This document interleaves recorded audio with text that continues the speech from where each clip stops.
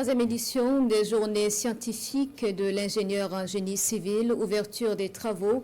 Hier 23 octobre, les réflexions portent sur l'ingénierie du génie civil et opportunités d'investissement pour la modernisation durable des infrastructures au service de la souveraineté du Burkina. L'AES à l'honneur avec la présence du ministre nigérien de l'équipement et des infrastructures et des responsables également des ordres frères du Mali et du Burkina. Reportage Roger Kam et Fanta Ouattara.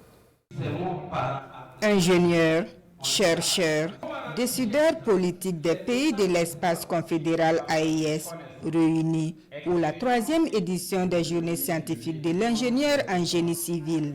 Ces journées scientifiques se positionnent comme un cadre d'échange, de partage de connaissances pour renforcer les savoir-faire, les compétences, la recherche et la technologie.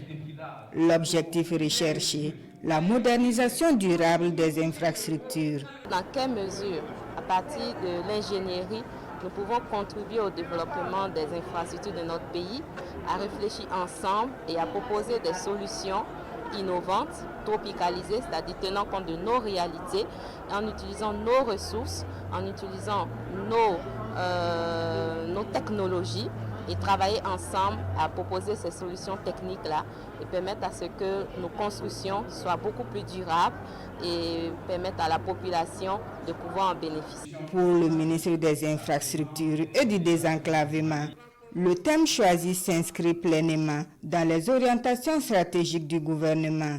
Il invite donc les ingénieurs à faire de la science un bouclier de la technique et du patriotisme un ciment pour unir les efforts. Chaque pont qu'un ingénieur érige, chaque route qu'il trace, chaque bâtiment qu'il construit, chaque barrage qu'il conçoit est un acte de libération, un symbole de résistance et une pierre posée sur le socle de notre souveraineté nationale. Le troisième vice-président, représentant le président de l'Assemblée législative de transition ALT, patron de ces journées scientifiques des ingénieurs, salue la volonté affichée de l'Ordre des ingénieurs à contribuer par leur expertise pour l'édification d'un Burkina Faso modèle et résilient. Les défis que connaît notre pays en matière d'infrastructures exigent des solutions innovantes, durables. C'est pourquoi j'invite l'ensemble des participants à faire preuve d'ouverture, de rigueur, de créativité dans les réflexions qui seront menées au cours de ces journées. Cette édition des journées scientifiques prend une dimension régionale. Elle enregistre la participation du Mali et du Niger comme pays invités d'honneur.